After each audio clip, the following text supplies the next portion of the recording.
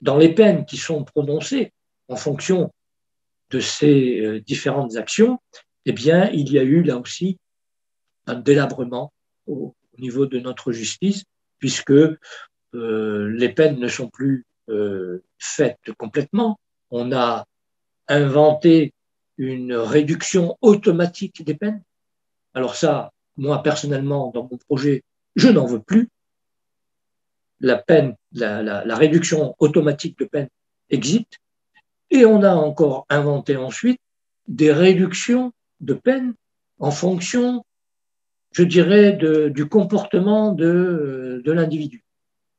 Ce qui fait que pour un crime qui va amener quelqu'un pour une quinzaine d'années en prison, vous lui enlevez déjà les réductions automatiques, vous lui enlevez les réductions si jamais il se conduit normalement, eh bien, sur 15 ans, il va en faire à peine 6 ou 7.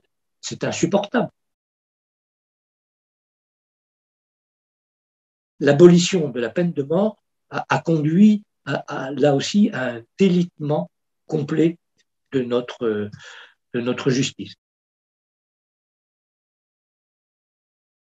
Et les sondages le disent également, une majorité de Français seraient favorables au rétablissement de la peine de mort.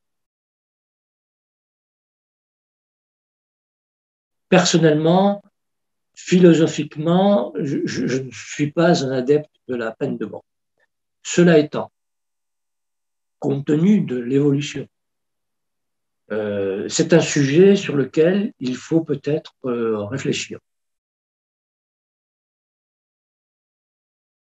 Si les citoyens eux-mêmes le souhaitaient un jour, peut-être que par le biais de ce référendum d'initiative citoyenne, en fonction de la situation du pays, eh bien, pourraient peut-être proposer. Voilà, ce n'est qu'une proposition. Sur des cas très particuliers, pour revenir à ces crimes de sang. Parce que le fait d'avoir aboli la peine de mort, et je dirais qu'en plus, je crois que notre Constitution nous interdit aujourd'hui d'y revenir. Cela dit, ça n'empêche pas de réfléchir au sujet. Moi, je crois que dans cette affaire, la peine de mort, lorsqu'elle existait, elle était vraiment le sommet, bien évidemment, de tout notre système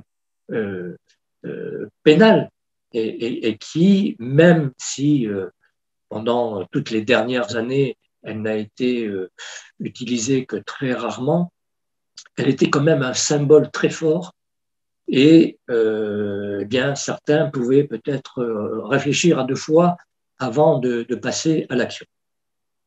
Et ça permettait ensuite d'avoir dans les peines de prison, ensuite, des peines qui étaient, en fonction des circonstances de l'acte en question, qui étaient prononcées avec des peines qui étaient échelonnées dans le temps.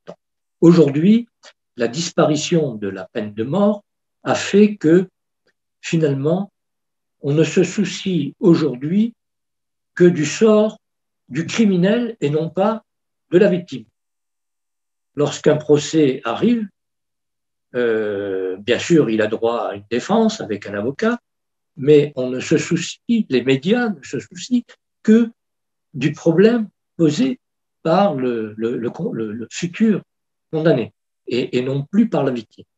Et cela a entraîné, bien évidemment, eh bien, je dirais, au niveau de ces individus prêts à passer à l'acte, eh bien, à se dire qu'ils ne risquaient pas finalement grand-chose, puisqu'on leur garantit aujourd'hui, du fait de l'abolition de la peine de mort, de ne plus être punis de la même chose sur une action mortelle. Donc, ils savent très bien qu'ils peuvent tuer quelqu'un sans perdre la vie de leur côté.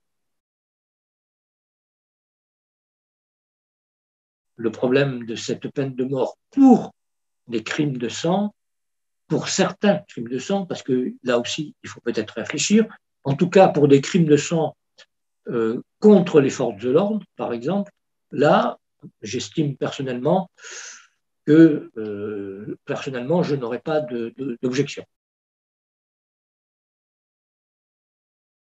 Tout cela, c'est une remise en question totale de notre système pénal et de l'application des peines.